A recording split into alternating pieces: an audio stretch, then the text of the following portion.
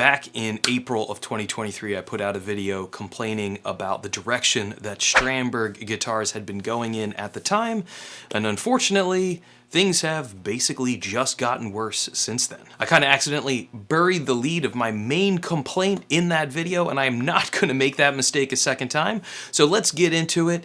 Here's everything that's wrong with Strandberg 2.0. Let's get it.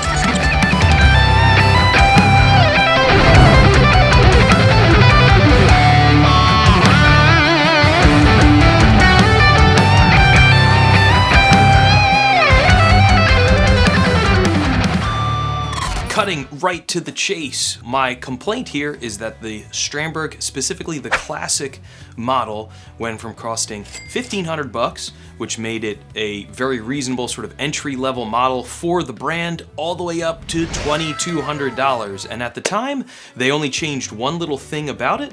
They gave it Suhr pickups. That's right, what equated to basically just a $330 retail cost for the pickup swap. They were charging an extra $700 for. Not great. And I get it, inflation is a thing. It's been very bad.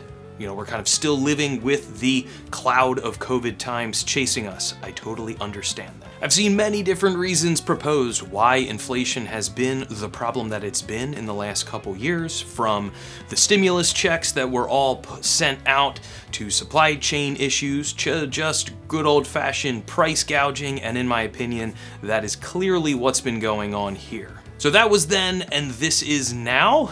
And things have gotten worse. So let's get in the weeds a little bit and take a look at specifically what I'm on about.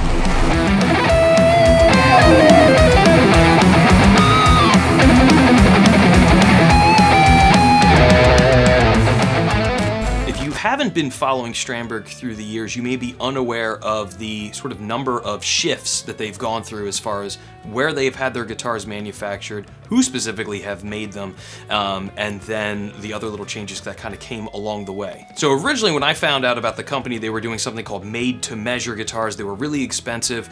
There was a custom shop here in the United States, and they had something called the OS line, or overseas line, and these were built in Korea mostly, although there were a couple in China. I had a Korean-made OS original, and then they eventually made the transition to building them in a new Indonesian factory, and then they made the transition to something they called the NX spec.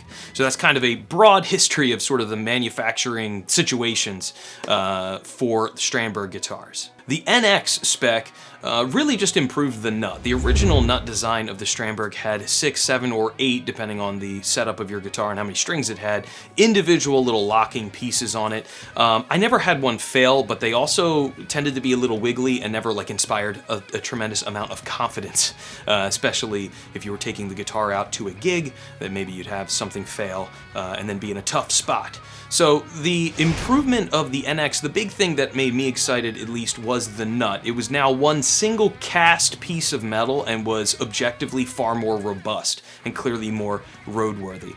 They also introduced some minor changes to the hardware in general with the bridge, whether it be fixed bridge or tremolo, and they weren't huge changes compared to in the past. At one point they had a ball bearing setup for the tremolo. From my perspective, getting into the company, you know, more like 2018, 2019, and being a long-time user of Floyd Rose trems with a knife edge, this whole ball bearing stuff and all of it just felt like a little bit of one of those, you know, new startup companies. I think they're going to do everything better, and then it turns out like, no, like just use a knife edge. So at any rate, the NX had an improved nut, slightly improved bridge. Awesome, very great. And even better, when they originally launched the NX, they only did it on select models, and the upgrade was for free. There was no price difference at first at all between a non-NX guitar and then now the new NX improved version. So far, so good. Personally, my best review video, or one of my best ones I ever made here on the channel, was on a pre-NX classic,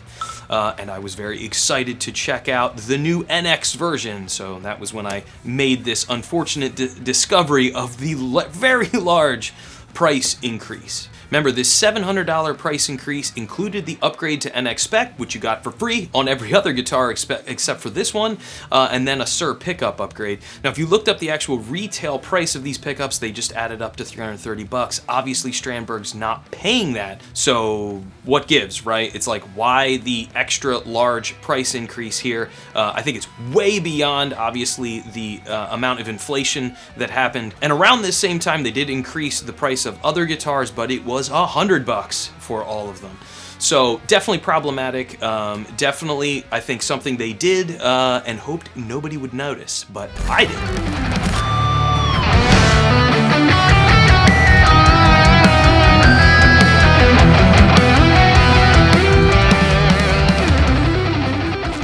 Alright, so now that we're halfway through this video, it's a good place for me to plug who I am and what I do. My name is Rob. This is my channel, A Minor Error. I'm a Berklee College of Music graduate, and I've been giving private guitar lessons and gigging in the Philly area for the last 15 years.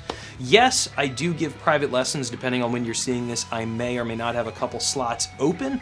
So if you like my vibe, like the shredding and all the clips, in the buffers kind of bopping around, my contact info is down below. We can talk pricing and availability and all that kind of good stuff.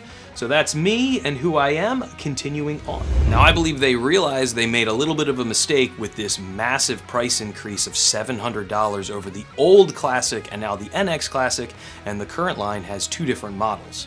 So you've got this more upscale model. They switched the body woods out to a solid piece of swamp ash, and then you get those upgraded Suhr pickups. The guitar is obviously cosmetically very different now with this tobacco burst finish, whereas the original Classic NX did look exactly the same, right? Like the finish didn't change at all, the body wood didn't change at all. There was nothing visually to differentiate between the pre-NX and now the NX, other than just this $700 price increase. So, okay, great. Now we've got this model that's more deluxe, looks very different, but what's the price on this one now? It's $2,400, which I would argue is outrageous. The guitar that started out as a $1,500 instrument has now gone up by $900, and yes, the bodywood is different, and yes, the pickups are upgraded to Suhr pickups. But again, I just find it absolutely ridiculous to justify that price increase. $900 is absurd. So now that more budget model, it's called the Rosewood fingerboard to help differentiate it. It's back kind of with the original looking finish as either the pre-NX or then the NX that I reviewed. Back to a solid alder body, so not swamp ash, and just Strandberg regular old branded pickups. So no Suhr pickups, you're back to the original one, just with a different fingerboard, and the price is $1,800. You've got to be fucking kidding me. Why a $300 price increase? There is absolutely no justification for that at all either, because again, it's the same guitar, you don't get the upgraded pickups. I mean, honestly, if you're looking at a Classic, just do not buy these guitars new. There is no justification for the price increase, and as I kind of learned the hard way, the Classic NXs do not hold their value because you have pre-NX Classics out there that are substantially cheaper. So your $2,200 guitar, yeah, you're lucky to get like $1,400 for it now. So yeah, when it comes to a Classic, do not buy these new. They are way overpriced. I would argue the pricing structure here is just obviously anti-consumer, and you should not buy them brand new.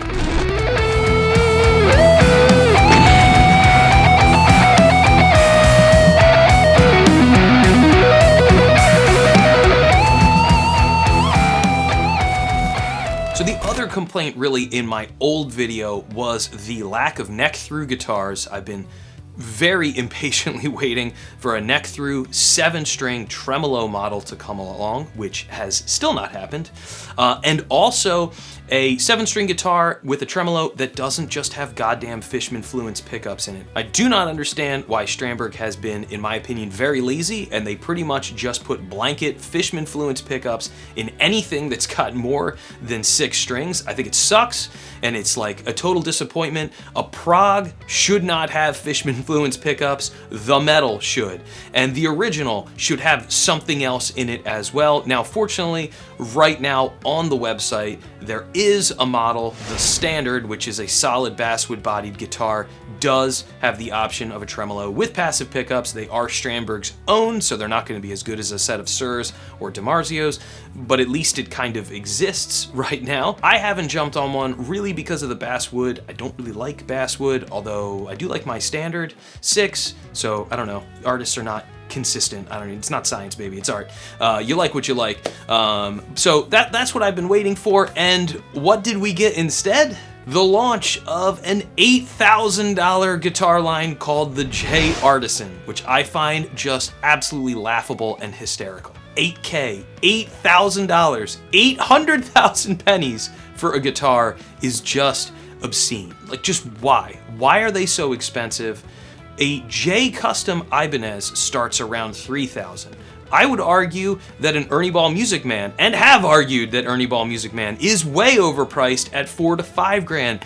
$8 grand, you've got to be out of your goddamn mind. Although for your $8 grand, you do finally get the Tremolo 7 with a good set of passive pickups. So I guess if I had enough for like a decent used car, I could go out and buy one of these. It's like, I just don't understand what I'm missing here. Is Strandberg like the Saab of guitar companies, right? Saab, Swedish cars, were widely known as the cars most likely to be driven by an architect. So is that, wait, what's Pliny's deal again?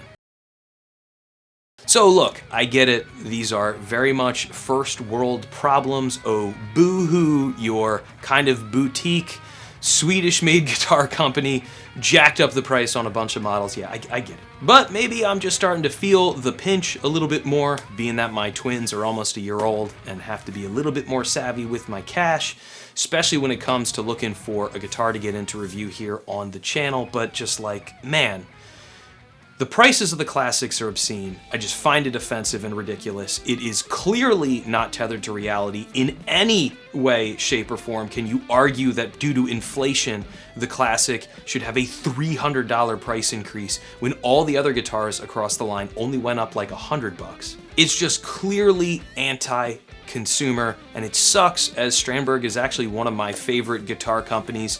I use them every day when I teach, whether I'm practicing, teaching, whatever it is. They are truly the most ergonomic, or ergonomics first kind of a company. There's no other guitar that's as comfortable to play sitting down. So thank you for watching. If you enjoyed my rant, you know, hit like, give the channel a sub, maybe even consider doing the bell. I know who does that. Appreciate the support. I've got loads of new content on the way, Strandberg related, more guitar reviews, gear reviews, a whole bunch of stuff on the way. So again, thank you for watching. Hopefully you enjoyed this video, and I'll see you in the next one. Woo! Alright, so now that we're halfway through this video, if you like it, Alright, so now that we're halfway through this video, it's a good place for me to plug who I am and what I do. My name is Rob. This is my channel, A Minor Error. I'm a Berklee College of Music graduate, and I've been giving private guitar lessons and gigging in the Philly area for the last 15 years. Yes, I do give private lessons. Depending on when you're seeing this, I may or may not have a couple slots open. So if you like my vibe, like the shredding and all the clips in the buffers kind of bopping around, you know, my contact info is down below. We can talk pricing and availability and all that kind of good stuff. So that's me and who I am. Continuing on. There's almost no way I'm on time to work.